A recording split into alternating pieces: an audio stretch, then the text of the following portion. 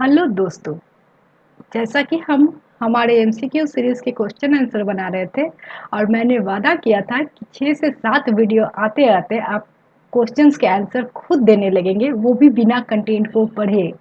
आज आप देखिएगा, आज मैंने 6 क्वेश्चन लिए हैं, वो भी प्रीवियस ईयर क्वेश्चन। इस साल जो जनवरी में आए थे वो सारे क्वेश्चंस हैं। इसमें 6 क्वेश्चंस मैंने लिए हैं और 5 क्वेश्चन आप आसानी से बना सकते हैं। चलिए, पहले आप क्वेश्चन को पढ़िएगा, पॉज़ कीजिएगा, समझिएगा, आंसर देने की कोशिश कीजिएगा, उसके बाद मेरे वीडियो को सुनिएगा। चलिए, आते हैं हम हमारे पहले क्वेश्चन पे। लेव वाइगोट्स्की के अनुसार, ये नाम जो है रशियन साइकोलॉजिस्ट का है जिनका नाम लेव वाइगोट्स्की है। हिंदी में लेव वाइगोट्स्की, ठीक है, ऐसा कुछ कर दिया है, लेकिन इनका नाम है लेव वाइगोट्स्की। इनके बारे में मैं बहुत बार चर्चा कर चुकी हूँ। ये किस चीज़ को महत्व देते हैं? समाज और संस्कृति। और इनके अनुसार समाज से सीखी हुई भाषा जो होती है वो भी संज्ञान के विकास में बहुत ज़्यादा हेल्प करती है। ऐसा माना जाता है जिन स्टूडेंट्स को एक से ज़्यादा भाषा आती है, स्टूडेंट क्यों, जिस व्यक्ति को एकाधिक भाषा आती है उसका संज्ञानात्मक विकास ज़्यादा होता है, वो चीज़ों को ज़्यादा अच्छे तरह से समझ सकते हैं। ये साइकोलॉजी कहता है, मैं नहीं कर रही हूँ। Okay, now our first option, बच्चों के संज्ञानात्मक विकास में भाषा की एक महत्वपूर्ण भूमिका है। बच्चों के संज्ञानात्मक विकास में, अर्थात जो वो संज्ञान में दिमाग में ले रहा है, सीखने में, उसमें भाषा की एक महत्वपूर्ण भूमिका है। सही बात है, आपके पास जितनी लैंग्वेज है, आप जितने लैंग्वेज जानते हैं, आपका माइंड उतना डेवलप है। ऑप्शन नंबर 2, बच्चे भाषा अधिग्रहण यंत्र द्वारा सीखते हैं। ऐसा भाषा अधिग्रहण यंत्र की बात हमारे नॉम चॉम्स्की साहब कहते हैं। ठीक है, इसके बारे में किसी और वीडियो में चर्चा करेंगे या हमारे कंटेंट वीडियो में चर्चा करेंगे। आप एक बार इन 4-5 साइकोलॉजिस्ट के बारे में पढ़ लीजिएगा तो कभी नहीं भूलिएगा। ओके, लेकिन वो वीडियो से ही आप पढ़िएगा, क्योंकि कंटेंट से पढ़िएगा तो मतलब अगर किसी बुक से पढ़ते हैं तो आपको हो सकता है कन्फ्यूजन होने की संभावना रहेगी। ऑप्शन नंबर 3, बच्चों का संज्ञानात्मक विकास चरणों में होता है। ऐसा कोई बात तो हमारे वाइगोट्स के नहीं कहे हैं। चरणों की बात कौन कहे हैं? चरणों के बारे में मैंने एक बार चर्चा की थी। हाँ, जीन पियाजे साहब कहे हैं। वो कहते हैं ना, पहले पेशी संवेदनात्मक अवस्था, उसके बाद जो है मूर्त संकल्पनात्मक, अमूर्त संकल्पनात्मक। इसकी बात कौन करते हैं? हमारे जीन पियाजे भाई साहब, जो कि ये कहाँ के? जी हाँ, वो है हमारे स्विट्जरलैंड के स्विस साइंटिस्ट। ठीक है, साइंटिस्ट कम और you can call psychologist. Schema के परिपक्वन से बच्चों में संज्ञानात्मक विकास अग्रसर होता है। स्कीमा की बात भी कौन करते हैं? मैंने चर्चा कर चुकी हूँ। स्कीमा की बात हमारे पियाजे साहब ही करते हैं। तो बच्चों के संज्ञानात्मक विकास में भाषा की महत्वपूर्ण भूमिका है। ये ऑप्शन बिल्कुल ही सही है। इस क्वेश्चन में मैंने थोड़ा ज़्यादा डिस्कशन कर दिया ताकि आपको आगे क्वेश्चन सॉल्व करने में ईजी हो। ऑप्शन नंबर 2, एक प्रगतिशील कक्षा में शिक्षण अधिगम प्रक्रिया के दौरान अधिगमकर्ता का मूल्यांकन। मूल्यांकन पर प्रश्न आप इससे पहले भी बनाए हैं और आप खुद इसको सॉल्व कर सकते हैं। एक बार ऑप्शंस को पढ़िए और खुद सॉल्व करने की कोशिश करें। और प्रगतिशील कक्षा क्या होता है इसके बारे में मैं पहले चर्चा कर चुकी हूँ, इस वीडियो में नहीं करूँगी। बच्चों के अधिगम में सहायक नहीं है। अधिगमकर्ताओं का मूल्यांकन, अगर आप उनका मूल्यांकन करते हैं कि सब्जेक्ट में उन्हें कितना मार्क्स मिल रहा है, बोलने में कितना वो एक्टिव है, सुनने में कितना एक्टिव है, सुनकर समझने में कितना एक्टिव है, करके देखने में कितना एक्टिव है। ये बच्चों के अधिगम में सहायक नहीं। अगर सहायक नहीं होता अधिगम में तो हम क्यों करते भाई? बच्चों की अधिगम प्रक्रिया में रुकावट उत्पन्न करता है। मतलब आप अगर उसको मूल्यांकन करके रखते हैं तो ये अधिगम में रुकावट उत्पन्न करता है। कभी रुकावट कर सकता है क्या? अभिभावकों की प्रतिपुष्टि देने के प्रयोजन से बेहद सफल, कम सफल, वो सफल विद्यार्थी को पहचानने में सहायक होता है। कोई भी अभिभावक नहीं चाहेगा कि मेरा विद्यार्थी जो है असफल या कम सफल कहलाए। ठीक है, तो अब अभिभावकों को प्रतिपुष्टि देने के लिए हम लोग नहीं करते हैं। हम लोग इसलिए करते हैं कि हम लोग बच्चे की समझ को जाने कि बच्चा कैसे ज़्यादा सीख पाता है। हो सकता है किसी बच्चा को पढ़ के समझने में दिक्कत हो और कोई वीडियो से समझा दे या ऑडियो क्लिप से समझा दे या गा के शिक्षक सुना दे तो वो बच्चा जल्दी समझ जाता है। तो इस चीज़ को बच्चों के बारे में नोट करने के लिए, या कोई बच्चा मैथ्स में बहुत अच्छा प्रोग्रेस कर रहा है, कोई बच्चा हिस्ट्री में कर रहा है, ये सब चीज़ को नोट करने के लिए बच्चों की समझ की जानकारी को देखने के लिए इसको हम लोग करते हैं मूल्यांकन।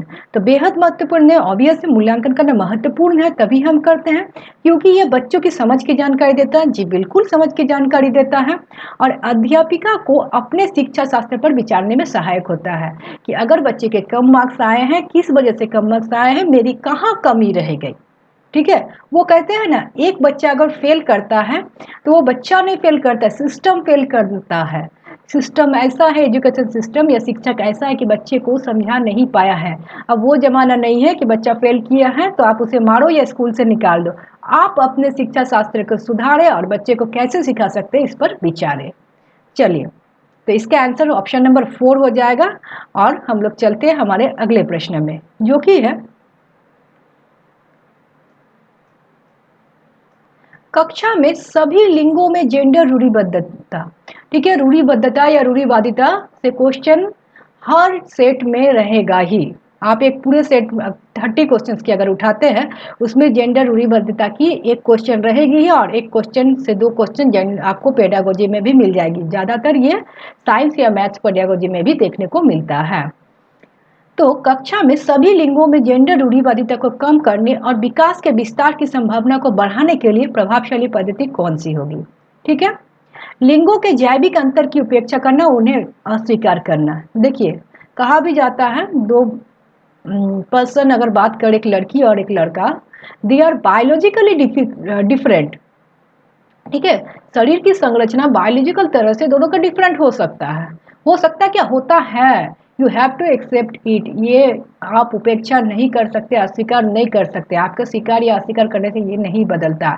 दोनों की शरीर की संरचना अलग है, लेकिन उनका सोचने का तरीका, समझने का तरीका, सामाजिक होने का तरीका, सारा चीज़ सेम है। अगर आप अपने 2 बच्चों को समान माहौल देते हैं तो दोनों बच्चे समान रूप से अग्रसर हो सकते हैं। ठीक है, ऑप्शन नंबर 2, समाज में चित्रित लिंग भूमिकाओं को प्रबल करना। ठीक है, आप रूढ़िवादिता को कम करना चाहते हैं और इधर लिंग भूमिकाओं को प्रबल कर रहे हैं। जैसे कोई लड़का है, उसको आप बोल रहे हैं तुम रो नहीं सकते हो, या मर्द को दर्द नहीं होता है ना। ऐसा कुछ नहीं है, चोट लगने पर मर्द को भी दर्द होता है और औरत को भी दर्द होता है। तो इस तरह की भूमिकाएं जैसे हैं, या महिला है तो घर का सारा काम उन्हें करना ही है। इस तरह की जो लिंग चित्रित भूमिका है, इसको आप प्रबल नहीं करते हैं। आपकी जानकारी के लिए बता दूं, आप अगर एनसीईआरटी की बुक अब उठाइएगा, आप एग्जाम्पल में महिलाओं को डॉक्टर, टीचर इस तरह के कार्य में दिखाया जाता है कहानियों में, और पुरुषों को घर के काम करने में दिखाया जाता है, ताकि रूढ़िबद्धता को कम किया जा सके। दोनों काम दोनों ही लोग कर सकते हैं, दोनों मिलजुल के करना भी चाहिए। ये चित्रित लिंग भूमिका है। हो सकता है किसी को दुख हो, मैं किसी को हट करना नहीं चाहती हूँ। अगर ऐसा हुआ होगा तो मैं माफ़ी चाहती हूँ। एक ही लिंग के योग्यता समूह बनाना। ठीक है, महिलाओं का एक अलग ग्रुप बना दिया और लड़कों का एक अलग ग्रुप बना दिया और आप डिबेट करा रहे हैं। इससे क्या होगा, महिलाओं का, पुरुषों का आपस में हिंसा होने लगेगा। ठीक है, और लड़ाई की भी संभावना हो सकती है, एक दूसरे से वो घृणा करने लगेंगे। ऐसा कभी भी नहीं करते हैं हम। अगर योग्यता समूह बनाते भी हैं, एक तो हम लोग समूह नहीं बनाते, और अगर बनाते तो मिश्रित समूह बनाते हैं, उसमें कुछ लड़का, कुछ लड़की, कुछ अधिक योग्यता वाले बच्चे, कुछ कम योग्यता वाले बच्चे, सबको साथ में रहते हैं, ताकि सब कोऑर्डिनेट करके सीखे और कोऑर्डिनेट करके हर मुद्दे पर बातचीत कर सके। पुरुषों को भी महिलाओं के प्रति समानुभूति हो और महिलाओं के भी पुरुषों के प्रति समान रूप से सहानुभूति हो, क्योंकि समाज में तो दोनों को साथ में रहना है। ऑप्शन नंबर 4, क्रियाकलाप के लिए मिश्रित लिंग समूह बनाना। हाँ, कोई भी एक्टिविटी करा रहे उसमें महिला और पुरुष दोनों को आप डालें, और विचार विमर्श को प्रोत्साहित करना, और आपस में उन लोग का डिस्कशन को प्रोत्साहित करना। दोनों ग्रुप आपस में डिस्कस कर रहे हैं, दोनों ग्रुप में महिला भी और पुरुष भी हैं। चलिए, हम लोग इसका आंसर ऑप्शन नंबर 4 हो गया। नेक्स्ट क्वेश्चन में चलते हैं। नेक्स्ट क्वेश्चन, अध्यापिका को कक्षा में बहुभाषिता को समझना चाहिए। अभी ही मैं बात कर रही थी, जिसको बहुत सारे लैंग्वेजेस आते हैं, बहुत सारे भाषा आते हैं, उनका कॉग्निटिव डेवलपमेंट, संज्ञानात्मक विकास बहुत अच्छा होता है। क्योंकि आप अगर हिंदी को ही ले लें, हिंदी में बहुत सारी भाषाओं से वर्ड आए हैं, आप लोग को पता होगा। कुछ अरबी शब्द लिए हैं, कुछ फारसी शब्द लिया गया है, कुछ अंग्रेजी शब्द भी हिंदी में है। ठीक है, तो जब आप कोई नया वर्ड सुनते हैं, अच्छा ये अरबी का वर्ड है, इसका मतलब ये है, आप समझ जाते हैं अगर आप अरबी आती है। अगर आपको इंग्लिश आते अच्छा ये वर्ड है तो आप उसके बारे में मोटा मोटी सोच लिए। अब जब आप पढ़ते हैं तो आपको आसानी हो जाती है। इस तरह से भी बहुभाषिता जो है आपको दिमाग के डेवलपमेंट पे हेल्प करती है, वैसे भी बहुभाषिता जो है आपको दिमाग को खोलने का काम करती है। ठीक है, तो एक गुण और साधन, ऑब्वियसली ये एक गुण है, एक एसेट है जो आगे चल के फायदा करता है, और एक साधन है, एक रुकावट। बहुभाषिता एक रुकावट नहीं है। वैसे भी जिस चीज को आप दूर नहीं कर सकते उसको आप रुकावट ना माने, उसको आप पॉजिटिव वे में ले। कहते हैं ना, कांटों कांटे पर चलते हैं तो कांटे आपकी चलने की रफ्तार को तेज बना देती है, इसलिए कांटे भी जो है आपके लिए सहायक है। इसलिए ऐसी कोई भी रुकावट जो आपको हेल्प करती है, मतलब जो आपको, जिसको आप बदल नहीं सकते हैं, आप उसको एक समस्या की जगह एक साधन की तरह यूज कीजिए। ठीक है, ऑप्शन नंबर 3, एक समस्या, फिर वही बात है, समस्या नहीं, एक व्यवस्थागत मुद्दा। इस मुद्दा पर बैठ के चर्चा करो और कुछ कंक्लूजन मत निकालो। ठीक है, तो ये मुद्दा नहीं है, ना ही ये रुकावट, ना ही ये समस्या, एक गुण और एक साधन है।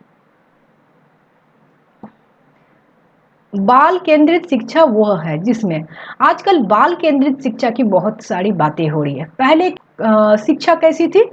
शिक्षक केंद्रित शिक्षा, शिक्षक अपना पढ़ा के जा रहा है, शिक्षक बोल रहा है उठो तो बच्चे उठ रहे हैं, शिक्षक बोल रहे हैं बैठो तो बच्चे बैठ रहे हैं, शिक्षक के अनुसार ही कक्षा का संचालन होता था। अब बाल केंद्रित कक्षा है, आपको बच्चे के अनुसार चलना पड़ेगा, बच्चा कैसे समझता है, कैसे वो खुश रहता है, कैसे वो चीज़ों को ग्रैप्स करता है। ठीक है, तो बाल केंद्रित शिक्षा वो है जिसमें अध्यापक केवल पाठ्य पुस्तक को ज्ञान के स्रोत के रूप में उपयोग करता है। केवल, पहला बात है ये नेगेटिव टेकवर्ड है।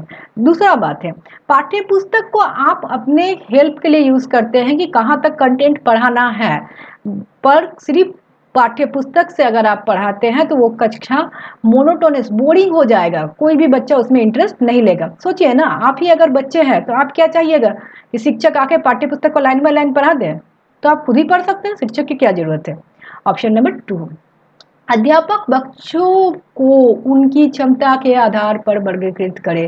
कभी भी क्षमता के आधार पर वर्गीकृत नहीं करना है। अगर वर्गीकृत करना एकांत जरूरी है डिस्कशन के लिए, तो एक ही ग्रुप में आप कमजोर और जो इंटेलिजेंट बच्चे हैं दोनों को साथ में रखते हैं।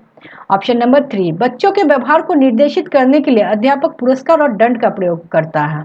मतलब बाल केंद्रित कक्षा है और उसमें आप दंड दे रहे हैं, ये तो गलत बात है। और दूसरी बात है, बच्चे के व्यवहार को निर्देशित करने के लिए अध्यापक पुरस्कार, कितना पुरस्कार देगा? अच्छे से बात के, एक थैंक यू एक पुरस्कार, एक सॉरी एक पुरस्कार, कितना देंगे? अब पुरस्कार वैसे भी ज़्यादा देना अच्छी नहीं मानी जाती है। 4, और अध्यापक लचीला है। हाँ, ये बात पे दम है। अध्यापक क्यों? हमारा पाठ्यक्रम लचीला है, हमारा जो है शिक्षक लचीला है, बच्चे भी लचीला होते हैं, समाज भी लचीला है, सब में थोड़ा बहुत चेंज किया जाता है, सब कोई फ्लेक्सिबल है, हम भी फ्लेक्सिबल है। अभी आप सीटीटी के साथ बोलिएगा कुछ और पढ़ाने तो वो भी पढ़ा दोगी। ठीक है, सबको लचीला होना है, फ्लेक्सिबल होना चाहिए। आज के डेट में स्ट्रिक्ट चीज, रूढ़िबद्ध चीज को पसंद नहीं किया जाता है। तो अध्यापक लचीला है, लचीला वाले आंसर ज़्यादातर सही होते हैं, और प्रत्येक बच्चे की व्यक्तिगत आवश्यकताओं को पूरा करता है। जी हाँ, आज के डेट की ज़रूरत है कि आप प्रत्येक बच्चे के व्यक्तिगत आवश्यकताओं को पूरा करें।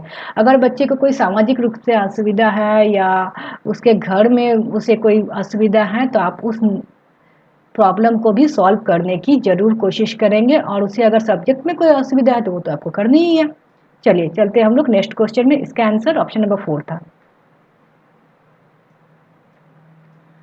हमारा अंतिम प्रश्न, किस मनोवैज्ञानिक के अनुसार बच्चे संज्ञानात्मक विकास में सांस्कृतिक उपकरण एक महत्वपूर्ण भूमिका निभाते हैं? आप खुद बोल सकते हैं, जल्दी बोलिए।